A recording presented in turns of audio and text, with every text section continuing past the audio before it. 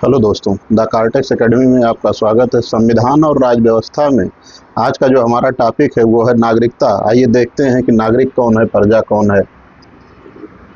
नागरिक, नागरिकता, इसका प्रावधान संविधान में कहाँ है? भाग 2 में, आर्टिकल 5 से 11 तक। संविधान लागू होने से पहले हम प्रजा थे, आज क्या है? प्रजा से नागरिक की स्थिति में है। अब नागरिक किसे कहा जाएगा? प्रजा के पास ऐसा क्या नहीं था और नागरिक के पास ऐसा क्या है कि जो दोनों में मूलभूत अंतर करता है? मान लीजिए ये 1947 से पहले की स्थिति में क्या जनता के पास फंडामेंटल राइट था, मूल अधिकार था? नहीं था।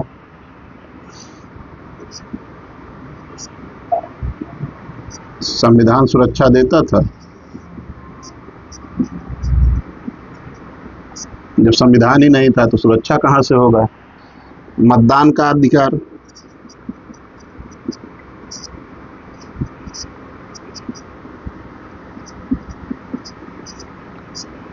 सबको नहीं था, सेलेक्टिव लोगों को था। अब नागरिक को, यहाँ एफआर है, इसके पास फंडामेंटल राइट है जो भाग 3 इसको प्रोवाइड करता है। इसकी सुरक्षा संविधान करता है।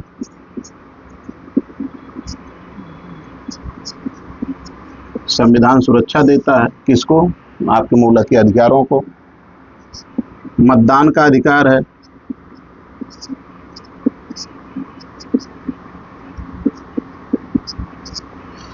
कुल मिला जुला के कहने का मतलब ये है कि आपके पास अगर राजनीतिक और सिविल अधिकार हैं, राजनीतिक एवं सिविल अधिकार, यहाँ राजनीतिक अधिकार, राजनीतिक अधिकार और सिविल अधिकार हैं तो आप नागरिक हैं। अगर आपके पास नहीं है तो आप नागरिक नहीं हैं, जनता, आप प्रजा हैं, जनता हैं। लेकिन नागरिक की स्थिति में होना थोड़ा मुश्किल है, क्योंकि जब तक अधिकार नहीं होंगे तब तक नागरिक नहीं होंगे। अगर एक लाइन में कहें तो नागरिक अधिकारों के अधीन होता है जबकि प्रजा शासक के अधीन होता है। नागरिक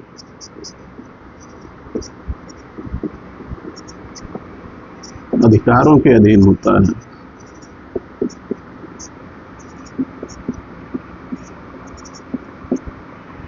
जबकि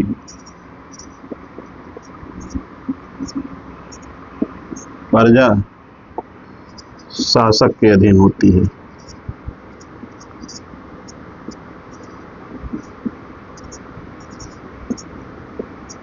शासक के अधीन होती है। तो अधिकारों के अधीन है तो नागरिक है, किसी के अधीन है तो आप प्रजा है। मान लीजिए आप भारत में हैं,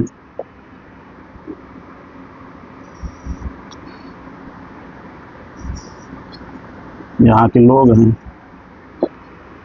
अब ये व्यक्ति नागरिक है। अगर ये नागरिक है तो इसका मतलब ये है कि ये राज्य का पूर्ण सदस्य है, राज्य का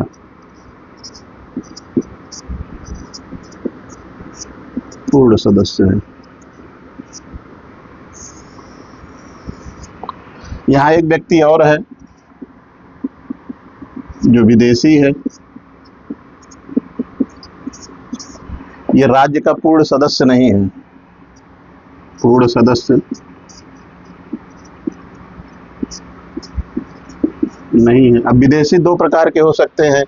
एक ऐसा हो सकता है, मान लीजिए कि जिस देश के साथ भारत के संबंध अच्छे हों तो वो विदेशी मित्र होगा, विदेशी मित्र। उसके साथ पॉजिटिव संबंध है, पॉजिटिव रिलेशन। इसको कुछ अधिकार मिलेंगे, लेकिन अगर विदेशी शत्रु है जिसके साथ भारत युद्धरत है, विदेशी शत्रु है, निगेटिव रिलेशन है,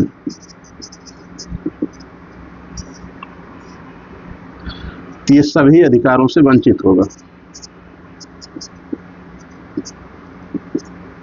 सभी अधिकारों से वंचित होगा। अर्थात अनुच्छेद 22 जो ये कहता है कि गिरफ्तारी के विरुद्ध अधिकार है अनुच्छेद 22 के तहत, ये तो इसको बिल्कुल नहीं मिलेगा। आर्टिकल 22 इसको तो बिल्कुल नहीं मिलेगा,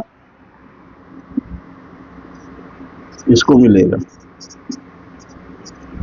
क्योंकि अपने मित्र देश का है जिसके साथ भारत के संबंध अच्छे हैं, व्यापार अच्छा है, कूटनीतिक संबंध अच्छे हैं। आइए देखते हैं कि क्या क्या अधिकार जो होता है सिर्फ नागरिकों को मिलता है। कुछ आर्टिकल हैं जो सिर्फ नागरिकों को मिलता है। कौन कौन से अनुच्छेद सिर्फ नागरिकों को मिलते हैं, भारतीयों को, वो किसी भी विदेशी को नहीं मिलता है। चाहे वो अगर शत्रु देश का है तो उसको तो कोई बातें नहीं है, लेकिन अगर मित्र देश का है तो उसको भी सब नहीं मिलते हैं, कुछ मिलते हैं। लेकिन नागरिकों को कौन कौन से स्पेशल हैं जो विदेशियों को नहीं मिलते हैं? 15, 16, 19, 29, 30, ये 5 केवल नागरिक को मिलते हैं, केवल नागरिक को।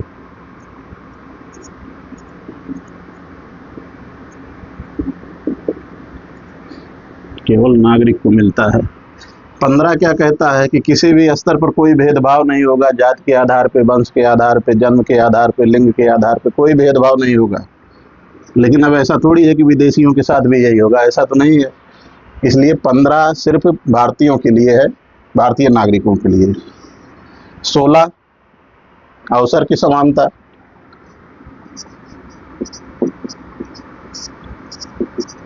अवसर की समानता, ये भी सबको नहीं दिया जा सकता, सिर्फ भारतीयों को दिया जा सकता है, भारतीय रोजगार को सुरक्षित करने के लिए, भारतीय अवसर को समान बनाने के लिए। 19 इसके जो सभी अधिकार हैं केवल भारतीयों को।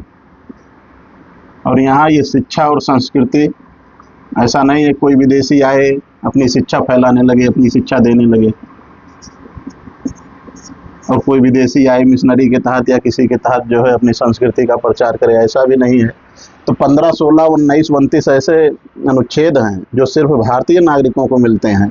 बाकी जो अधिकार हैं वो विदेशी को मिलते हैं, लेकिन उन विदेशियों को मिलते हैं जो भारतीय संबंध, जिनका भारतीयों के साथ संबंध अच्छा है। आइए देखते हैं भारतीय संविधान कैसे लागू होता है और कैसे नागरिकता देता है।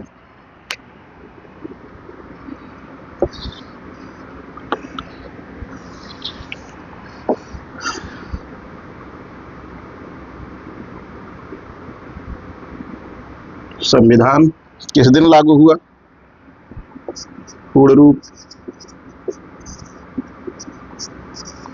रूप में लागू हुआ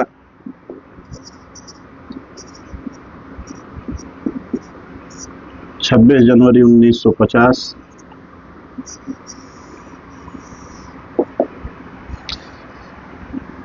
संविधान भाग 2 5 से 11 तक एक विस्तृत एवं अस्थायी उपबंध करता है, अस्थायी उपबंध करता है नागरिकता का। भारतीय संविधान नागरिकता देता है। जब भारत संविधान लागू हुआ 26 जनवरी 1950 को, तो ये 4 श्रेणी के लोगों को नागरिकता दिया। लेकिन किसे बर्खास्त करना है या फिर 26 जनवरी 1950 के बाद जो लोग भारत में नागरिकता लेना चाहते हैं या कुछ भी करना चाहते हैं, उनके लिए क्या प्रावधान है, कैसे क्या है, इसके लिए नागरिकता अधिनियम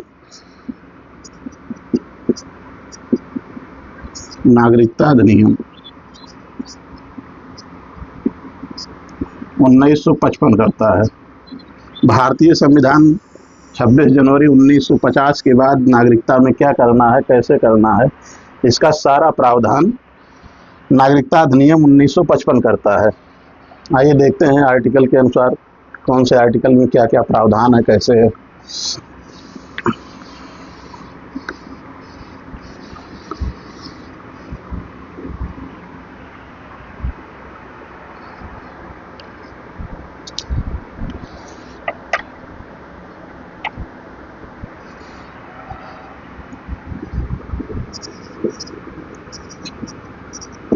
छब्बीस जनवरी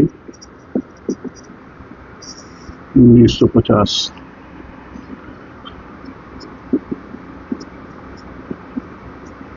संविधान 4 श्रेणी के लोगों को नागरिकता देता है। 4 श्रेणी के लोगों को नागरिकता देता है।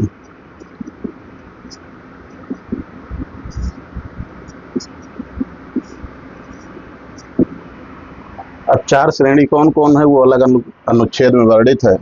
जैसे आर्टिकल 5 क्या कहता है कि भारत के मूल निवासी भारत के नागरिक होंगे। भारत के मूल निवासी भारत के नागरिक होंगे।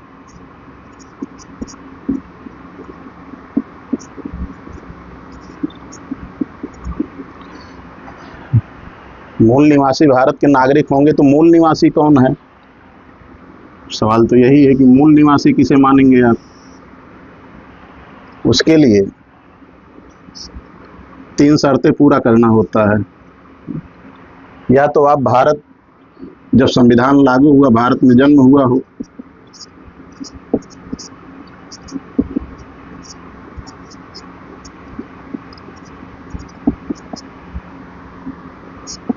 या माता पिता का जन्म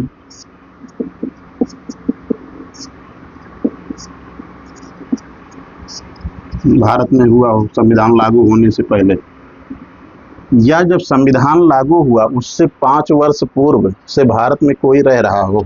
संविधान लागू होने से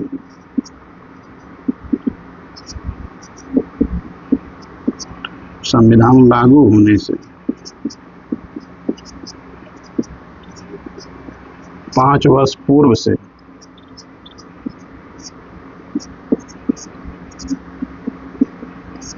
भारत में रह रहा हूं।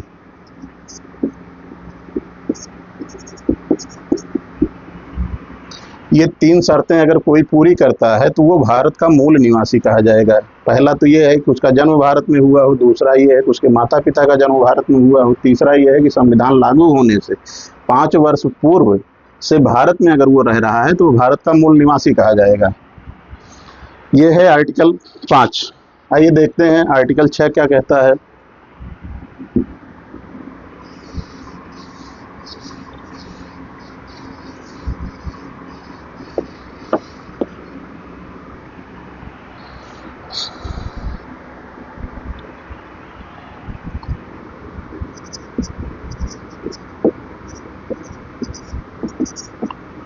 आर्टिकल 6 अनुच्छेद 6 कहता है कि ऐसा कोई व्यक्ति जो पाकिस्तान से भारत आया हो वह भारत का नागरिक होगा। वह व्यक्ति जो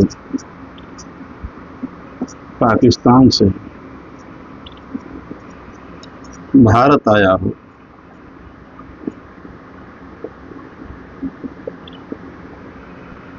वह भारत का नागरिक होगा। वह भारत का नागरिक होगा।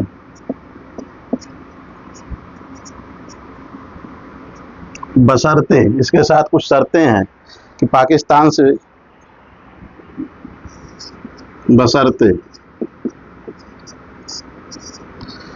उसके माता पिता का जन्म अविभाजित भारत में हुआ हो। पाकिस्तान का विभाजन जब नहीं हुआ था, भारत जो है भारत पाकिस्तान नहीं बने थे, उससे पहले उसके माता पिता का जन्म भारत में हुआ हो।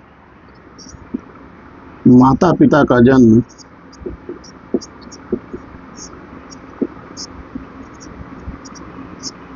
अविभाजित भारत में हुआ हो या अविभाजित भारत में हुआ हो।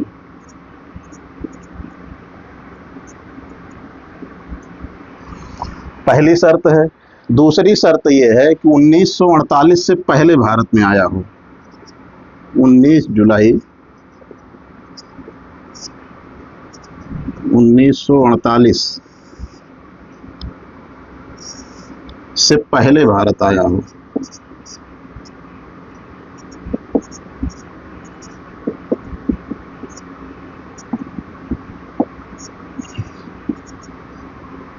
अब 19 जुलाई 1948 क्यों कट ऑफ डेट निर्धारित किया गया? ये कट ऑफ डेट है।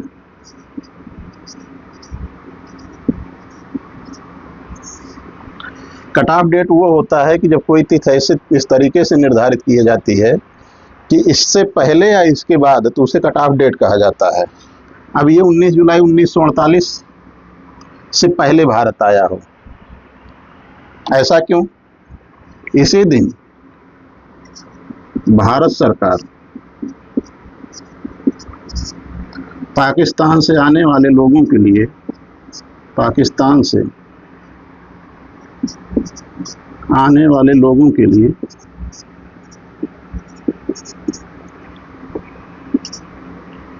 परमिट व्यवस्था लागू की थी। लोगों के लिए परमिट व्यवस्था लागू की थी।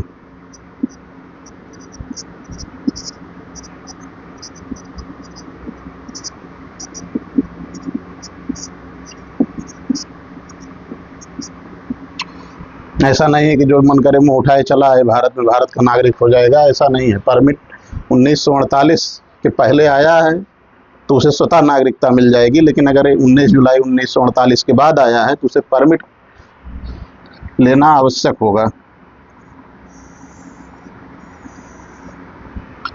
इसकी ये दो शर्तें हैं, इसी के तहत वो भारत का नागरिक बन सकता है कि एक तो उसके माता पिता विभाजित भारत में जन्म लिए हों, दूसरा ये है कि 1948 से भी 19 जुलाई 1948 से पहले भारत आया हो, क्योंकि इसी दिन परमिट व्यवस्था लागू होती है। उससे पहले आता है तो स्वतः होगा, उसके बाद आता है तो परमिट के तहत होगा उसकी। आइए देखते हैं आर्टिकल 7 क्या कहता है। इसमें एक चीज और है कि आता है तो पंजीकरण करवाने के लिए, पंजीकरण तो करवाना पड़ेगा, पंजीकरण कराने के लिए 6 माह तक भारत में रहना अनिवार्य है। 6 माह तक भारत में रहना अनिवार्य है।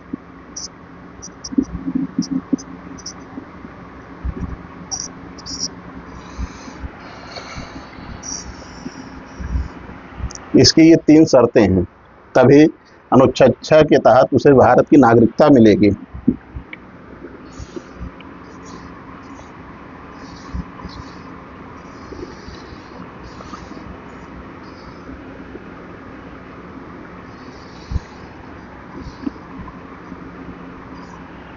अब आर्टिकल 7 क्या कहता है?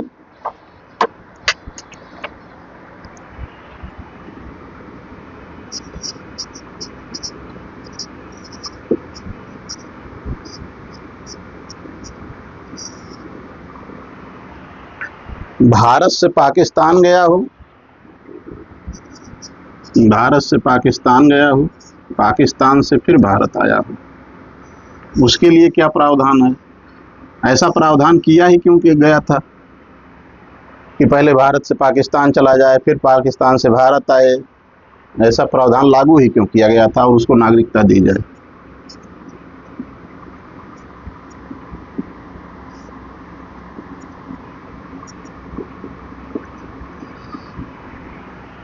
इसका कारण ये था कि मार्च 1947 में,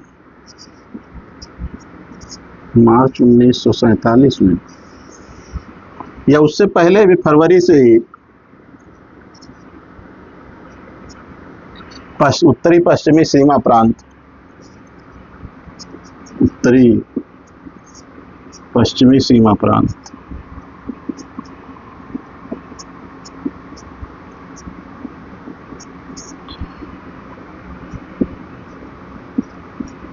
पंजाब प्रांत।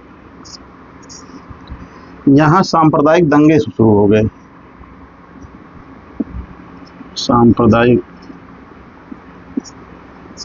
दंगे चल रहे थे। तो डर से लोग पाकिस्तान चले गए। अब डर से तो चले गए हैं, लेकिन अब वहाँ विभाजन के बाद रहना नहीं चाह रहे हैं, तो भारत आना चाह रहे हैं। तो जो भारत आना चाह रहे हैं उनके लिए क्या प्रावधान होगा? इसी के लिए अनुच्छेद 7 में इनकी व्यवस्था की गई। यहाँ जो कट ऑफ डेट लागू की गई, कट ऑफ डेट वो थी 1 मार्च 1947।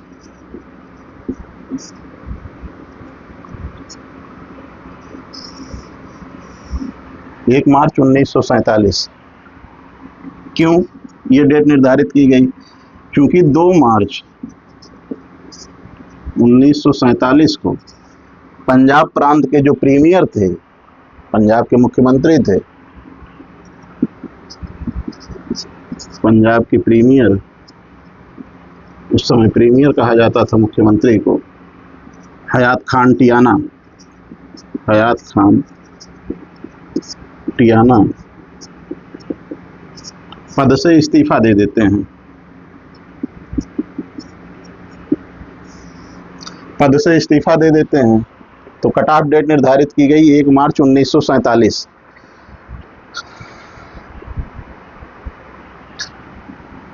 अब इससे पहले जो गया है, इससे पहले गया हो और 19 जुलाई 1939 से पहले आया हो,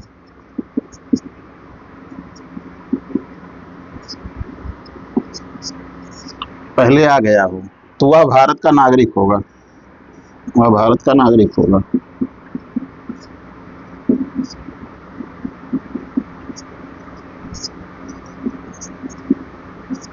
लेकिन अगर 19 जुलाई 1948 के बाद आता है तो फिर वही परमिट व्यवस्था उसको लेनी पड़ेगी। परमिट व्यवस्था के तहत ही वो आएगा, जो है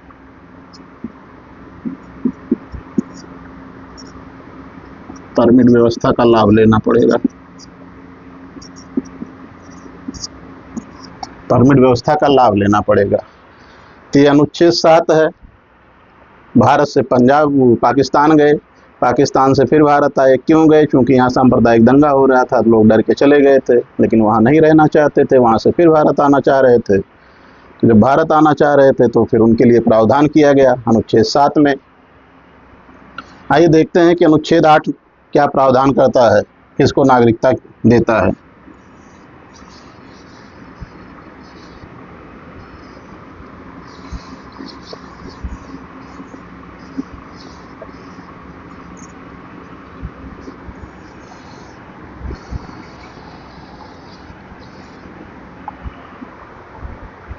उनके लिए नागरिकता की व्यवस्था है जो भारत से बाहर रहते हैं, भारत से बाहर।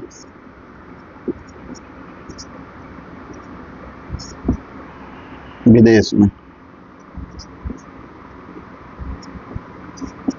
जिसे कहा क्या जाएगा? अनिवासी भारतीय,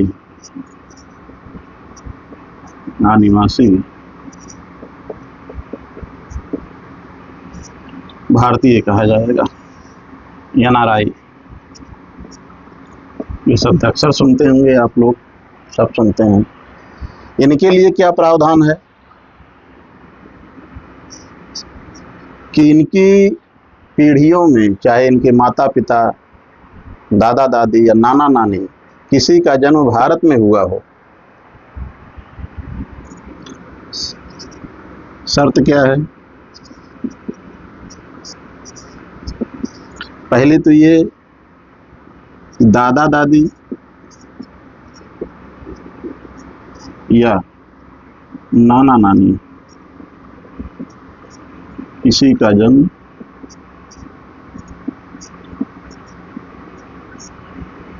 भारत में हुआ हो।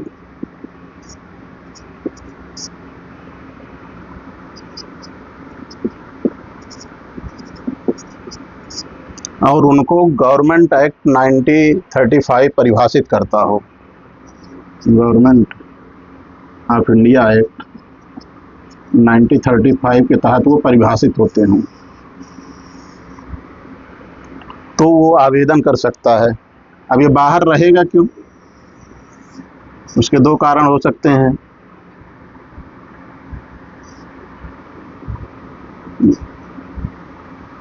रोजगार के लिए, रोजगार के लिए, व्यापार के लिए,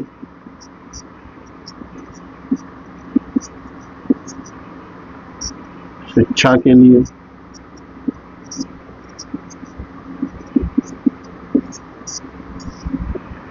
लेकिन इसकी शर्त ये होती है कि इसको देश में कम से कम 182 दिन रहना होगा। देश में 182 दिन इसका रहना अनिवार्य होता है, क्योंकि 365 दिन,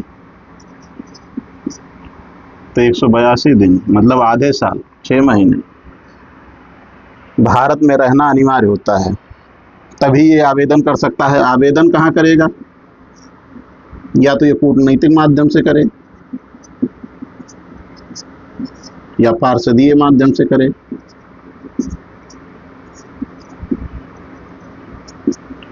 मतलब कंसुलेट जाके भारत आकर।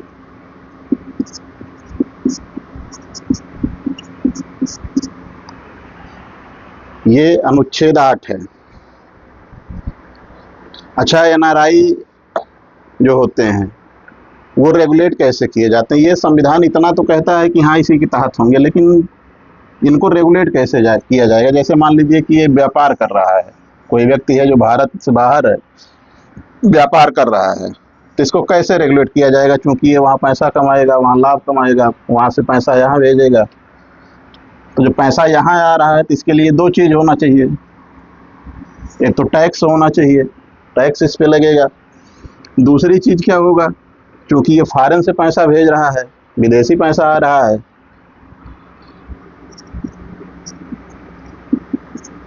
विदेशी पैसा है, तो भारत सरकार का विदेशी मुद्रा भंडार से संबंधित है।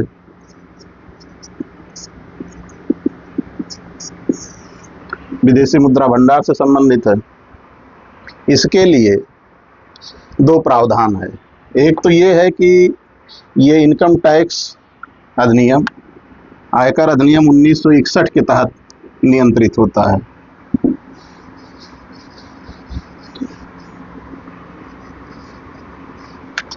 एनआरआई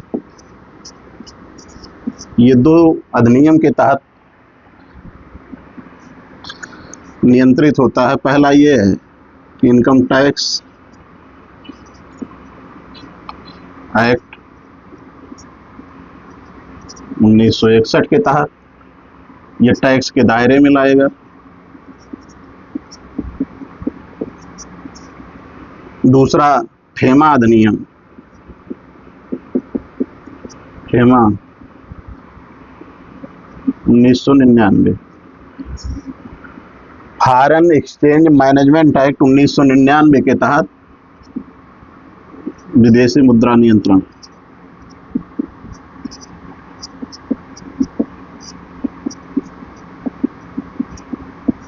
तो इन दो अधिनियमों के तहत एनआरआई जो होता है वो नियमित होता है, उसी के तहत ये कंट्रोल किया जाता है। अब अनुच्छेद 9 क्या कहता है?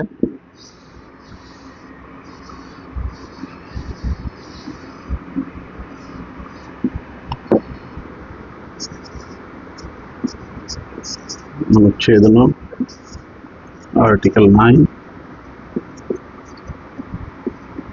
आर्टिकल 9 क्या कहता है? वह व्यक्ति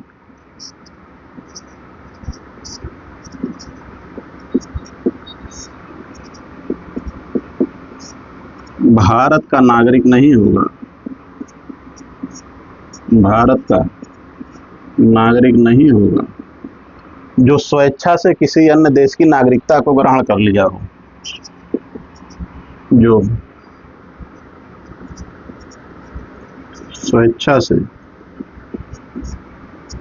अन्य देश की नागरिकता ग्रहण कर लिया हो।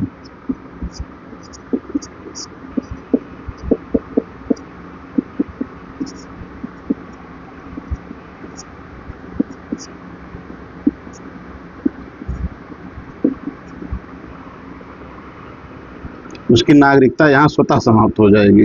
उसकी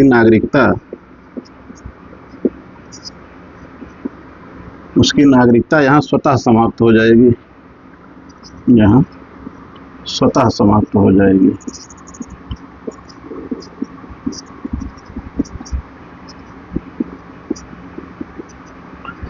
ये आर्टिकल 9 कहता है। आर्टिकल 10 क्या कहता है? नागरिकता बने रहने का अधिकार, नागरिक बने रहने का अधिकार, नागरिक बने रहने का अधिकार।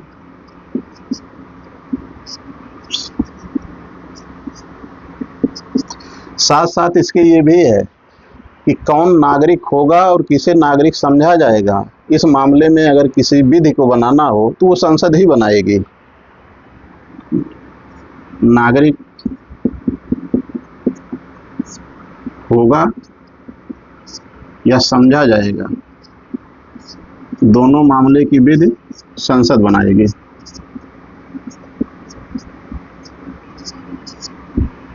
ये संसद का अधिकार है कि कौन नागरिक होगा, कौन समझा जाएगा। उसके लिए नियम कानून संसद बनाएगी। आर्टिकल 10 हो गया। देखते हैं आर्टिकल 11 अनुच्छेद 11 क्या कहता है।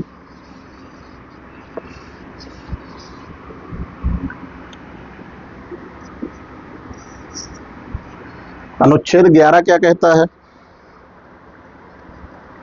नागरिकता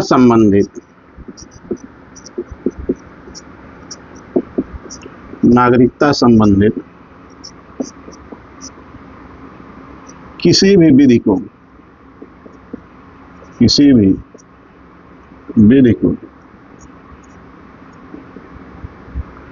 बनाने का अधिकार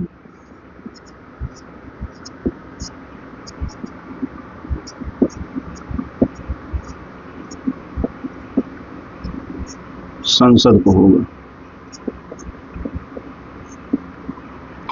यह अनुच्छेद 11 इसका प्रावधान करता है कि नागरिकता संबंधित समस्त अधिकार संसद में ही निहित है। वही सभी विधियों को बनाएगी। क्या करना है, कैसे करना है, इसका निर्धारण संसद ही करेगी।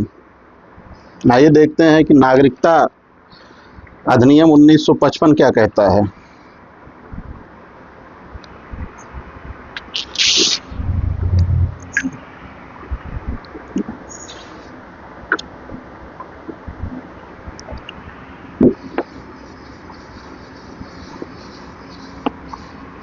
भारतीय संविधान सिर्फ यही व्यवस्था करता है। इसके बाद जो कुछ भी व्यवस्था होगी वो नागरिकता अधिनियम 1955 के तहत की जाएगी। नागरिकता अधिनियम 1955।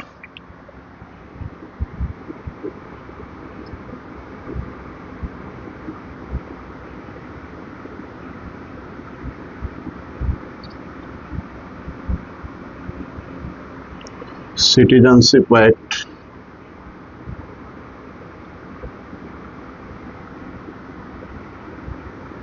1955।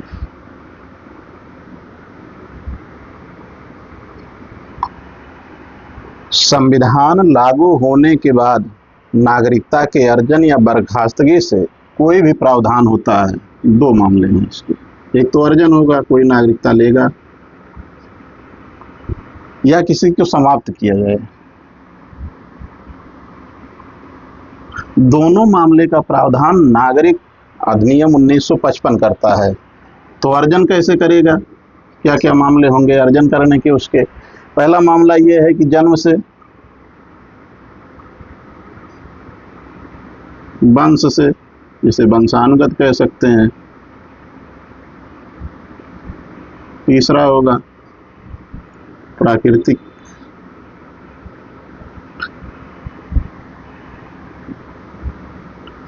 चौथा होगा क्षेत्रीयकरण,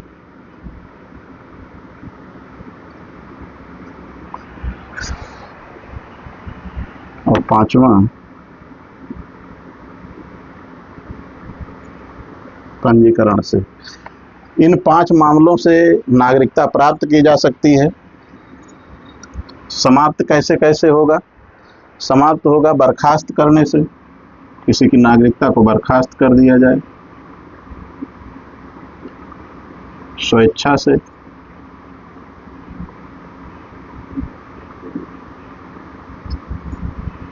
विधि से। आइए देखते हैं कि अर्जन में क्या क्या होगा। जन्म से कौन लेगा, वंश से कौन लेगा, प्राकृतिक रूप से कौन लेगा, और क्षेत्रीयकरण और पंजीकरण से कौन कौन लेगा, कैसे लेगा। इसमें अब तक 9 बार संशोधन हो चुका है। -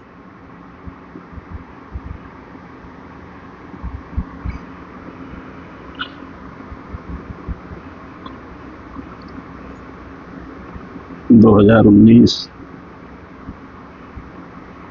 अंतिम है।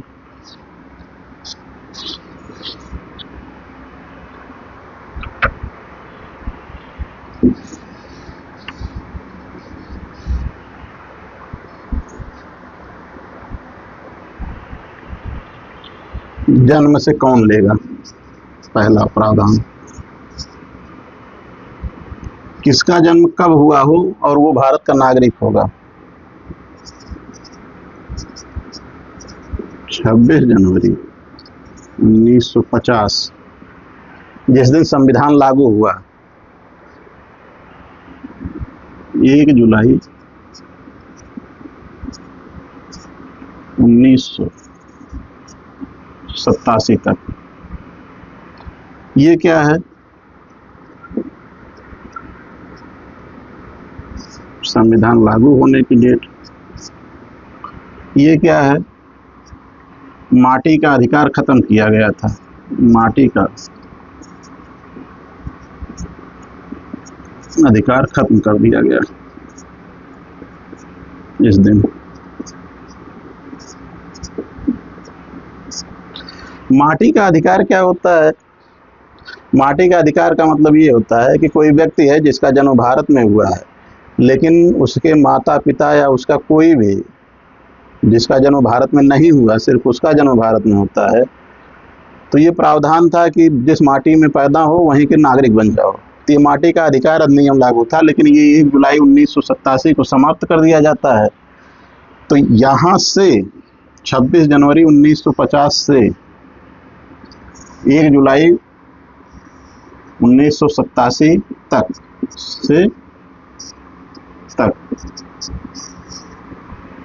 जो भारत में जन्मा है वो भारत का नागरिक होगा।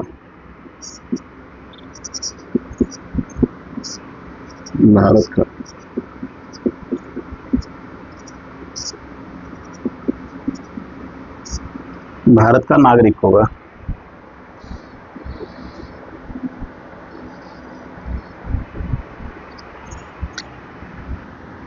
दूसरा क्या था? वंशानुगत।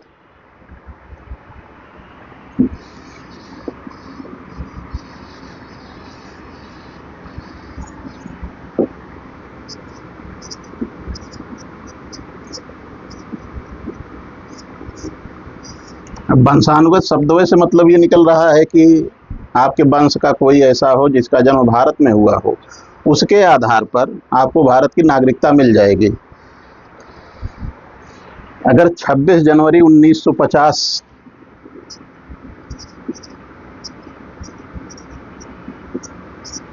26 जनवरी 1950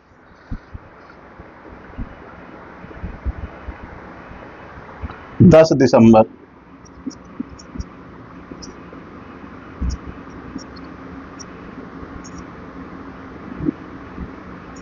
1992 के बीच किसी व्यक्ति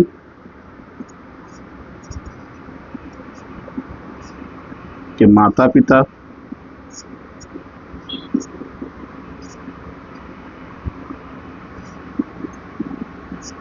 भारत में जन्मे हों माता पिता दोनों या माता या पिता में से दोनों में से कोई एक, तो वह भारत का नागरिक होगा।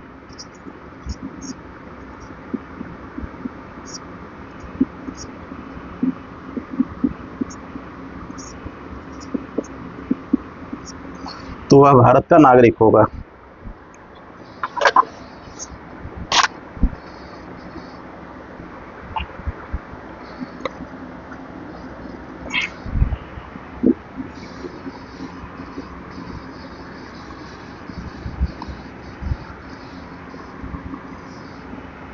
प्राकृतिक रूप से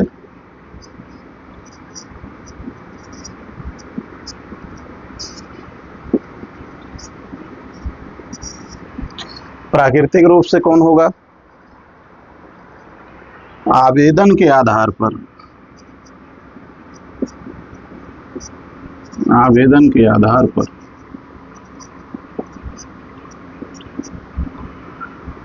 भारत सरकार उसे नागरिकता प्रदान कर सकती है। भारत सरकार उसे नागरिकता प्रदान कर सकती है।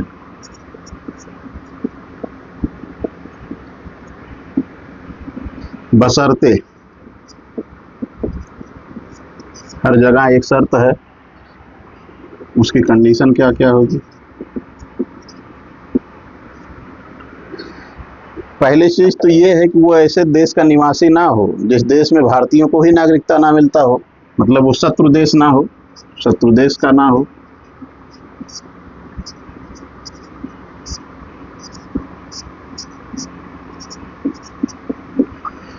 पहली चीज तो यही है कि वो शत्रु देश का ना हो। दूसरी चीज ये है कि जिस देश का नागरिक हो,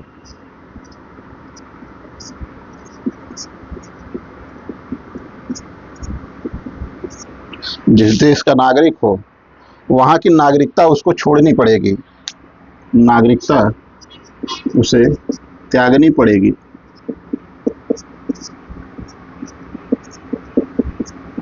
किस डेट से त्यागनी पड़ेगी? जिस डेट से भारत सरकार उसके नागरिकता की स्वीकृति देती है। भारत सरकार नागरिकता की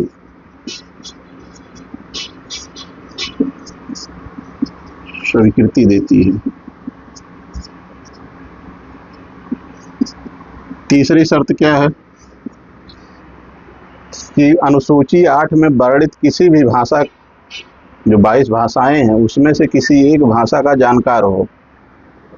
अनुसूची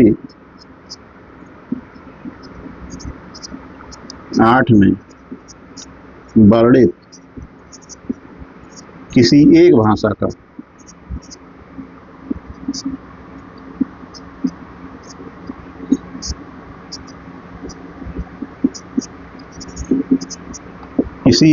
का वो जानकार हो। अगली शर्त क्या होगी? जिस दिन आवेदन कर रहा है, आवेदन करने से पूर्व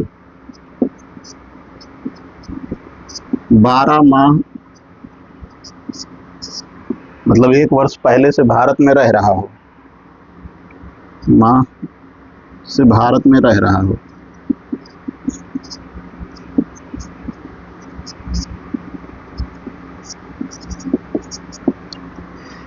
ये प्राकृतिक रूप से अगर किसी व्यक्ति को भारतीय नागरिकता चाहिए तो इतनी शर्तें उसे पूरा करना पड़ेगा। पहला क्या है? जो पाकिस्तान का ना हो, मतलब शत्रु देश का ना हो। जिस देश का नागरिक हो वहाँ की नागरिकता उसे त्यागनी पड़ेगी, इसके लिए तैयार हो। किस दिन से? जिस दिन से भारत सरकार उसकी नागरिकता का स्वीकार करती है। अनुसूची 8 में वर्णित किसी एक भाषा का वो जानकार हो। आवेदन करने से पूर्व 12 माह अथवा 1 वर्ष, 12 माह अथवा 1 वर्ष पूर्व भारत में रह रहा हो, तभी वो आवेदन कर सकता है प्राकृतिक रूप से।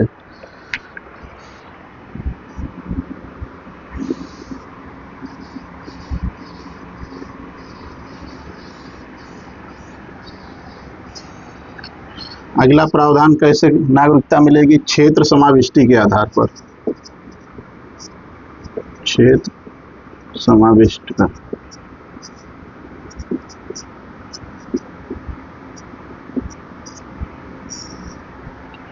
मान लीजिए ये भारत है, ये भारत है, यहाँ ये हिस्सा पाकिस्तान है।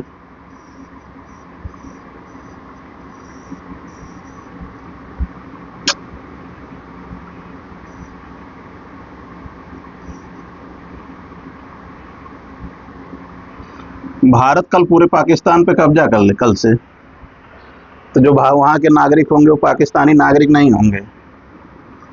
अगर ये भारत में आ जाता है, पाकिस्तान पे भारत कब्जा कर लेता है, तो सभी पाकिस्तानी नागरिक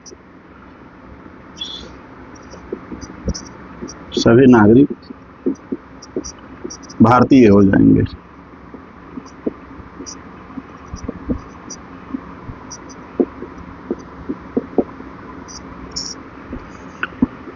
कहने का मतलब ये है कि भारत सरकार अगर किसी क्षेत्र को भारत के क्षेत्रफल में समाविष्ट करती है, तो उस क्षेत्र में निवास करने वाले जो भी व्यक्ति होंगे वो भारत के नागरिक कहलाएंगे।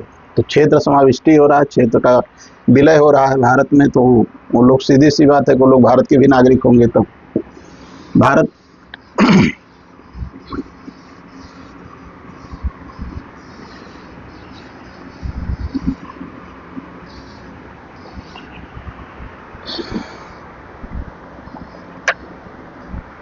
नागरिकता की समाप्ति कैसे होगी?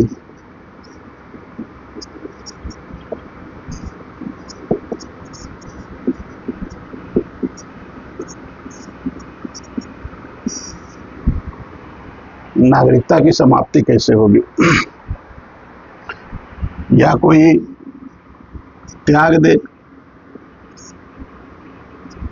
त्यागने का मतलब ये है कि कोई भारतीय नागरिक है, वो जाके अमेरिका में अमेरिका की नागरिकता ले लेता है, तो जैसे वहाँ की नागरिकता लेगा, तुरंत यहाँ की उसकी नागरिकता स्वतः समाप्त हो जाएगी।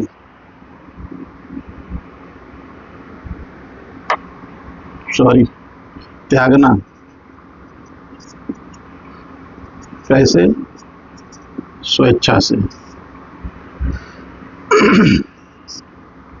लेकिन ये शर्त तब लागू नहीं होती है जब भारत किसी युद्ध में शामिल हो। भारत युद्धरत हो तो यह लागू नहीं होता है।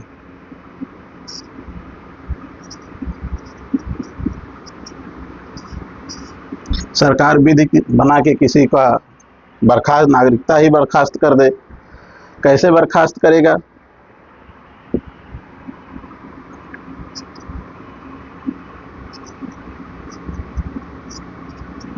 नागरिकता से वंचित कैसे करेगा? या तो वो फर्जी नागरिकता धारक है, फर्जी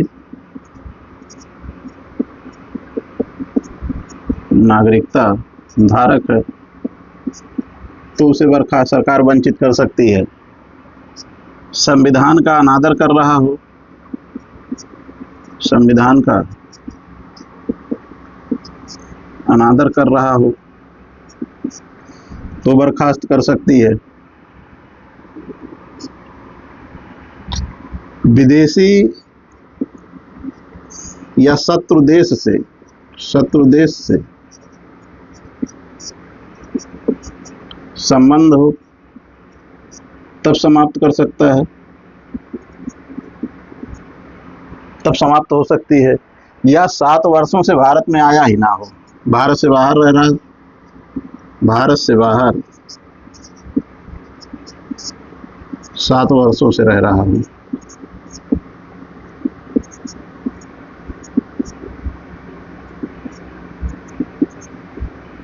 तो भी उसकी नागरिकता समाप्त हो जाएगी। आइए देखते हैं जो 9वां नागरिकता अधिनियम संशोधन है, सीए, सिटीजनशिप अमेंडमेंट एक्ट।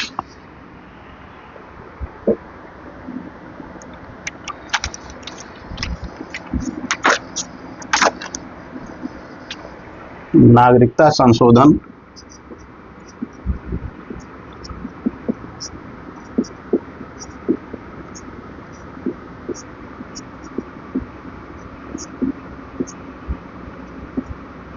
2019।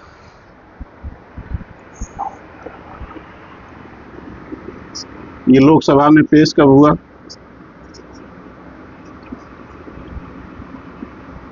9 दिसंबर 2019, इसी दिन पारित।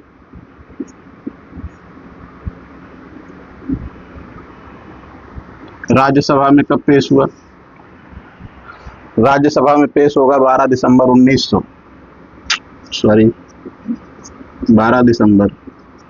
2019, पारित।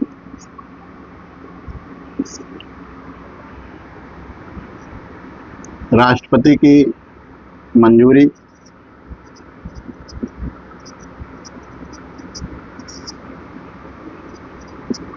प्रेसिडेंट की मंजूरी किस दिन होती है?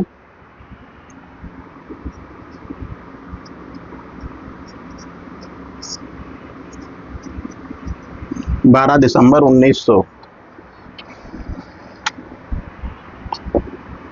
2019 को,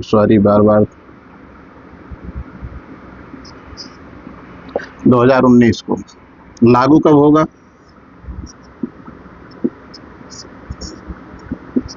10 जनवरी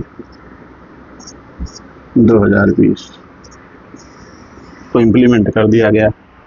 इसमें प्रावधान क्या क्या था?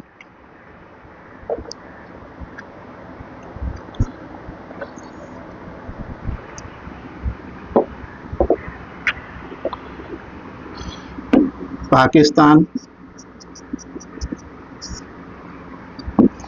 प्रावधान देखते हैं।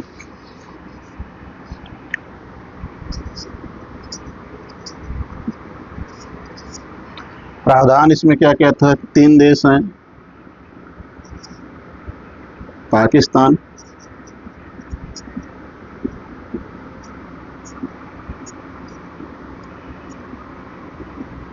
अफगानिस्तान, बांग्लादेश।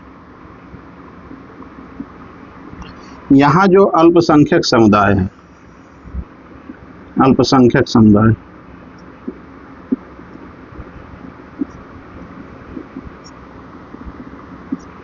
अब अल्पसंख्यक समुदाय में कौन कौन है यहाँ पे?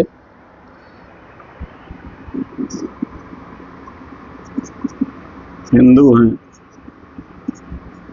सिख हैं, ईसाई हैं, जैन हैं, बौद्ध हैं, पारसी हैं। ये लोग भारत आएंगे। भारत आने पर नागरिकता,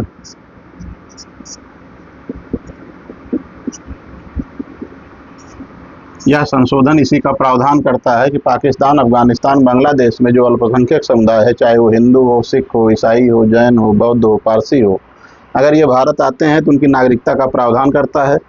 ये टॉपिक यहीं समाप्त होती है। नमस्कार।